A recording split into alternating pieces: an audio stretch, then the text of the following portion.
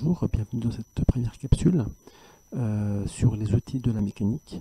Nous allons dans cette capsule aborder des notions vues en seconde sur les systèmes et les référentiels.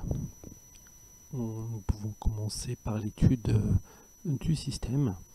Si je prends l'exemple d'un cycliste, ici vous avez plusieurs objets dont on peut décrire le mouvement. On a le casque par exemple, on a le soulier du cycliste, on a un point du vélo. On peut également étudier le mouvement du cycliste en entier.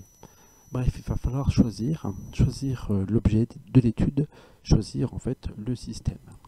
Alors sur australo.net, nous pouvons également étudier un système, ici un carré constitué d'une multitude de points avec donc une multitude de trajectoires.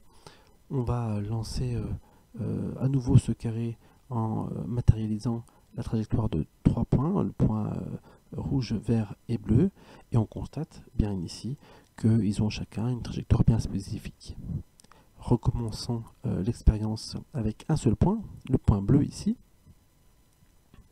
pour nous rendre compte que ce point bleu a une trajectoire qui est sur une droite. Alors c'est un point bien particulier, hein, c'est un point, c'est le centre de gravité du carré, et ce point particulier nous allons l'utiliser, nous en mécanique, car on va ramener à chaque fois le système à son centre de gravité. Considérez que le système n'est qu'un point et que ce point possède en fait quelque part toute la masse de l'objet. En résumé, on prendra bien soin de définir le système avant chaque étude, très important, et nous allons prendre uniquement son centre de gravité, hein, où toute la masse sera affectée. Passons maintenant au référentiel.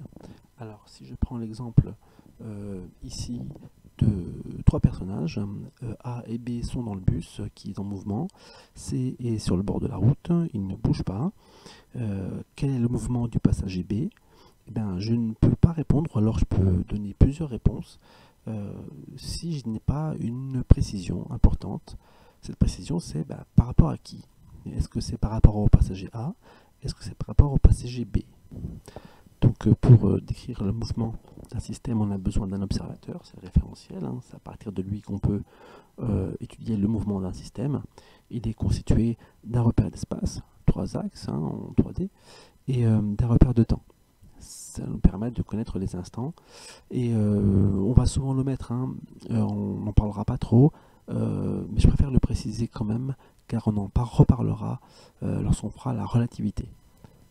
Il existe une infinité de référentiels, mais 3 sont vraiment à connaître. Le référentiel terrestre, le référentiel géocentrique et le référentiel héliocentrique.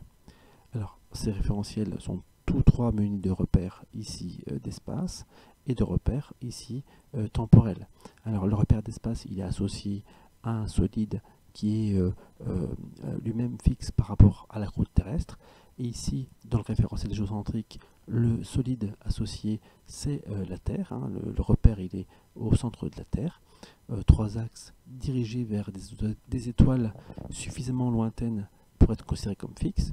De même ici, hein, dans le référentiel héliocentrique, le solide, c'est le Soleil, hein, Dieu Hélios, le Soleil, avec 3 axes X, Y et Z, donc qui sont dirigés vers 3 étoiles suffisamment lointaines pour être considérées comme fixes. Ici, je reprends la description des référentiels et j'indique un peu l'utilité de ceux-ci. Référentiel terrestre pour tous les objets du commun, je dirais. Ici, pour le référentiel géocentrique, pour les satellites artificiels ou pas de la Terre, et pour le référentiel héliocentrique, pour les astres qui tournent autour du Soleil. Donc, pour décrire le mouvement d'un corps, on doit indiquer la nature de la trajectoire, curviligne, circulaire, rectiligne par exemple, on reverra ça tout à l'heure, l'évolution de la vitesse, accélérée, uniforme. Et pour ce faire, il sera important de préciser ici le système étudié et de préciser également dans quel référentiel on étudie tout cela. Alors maintenant que vous avez lu, écouté la première partie et repris le cours, je vous engage à faire l'exercice 7, page 146. Au revoir.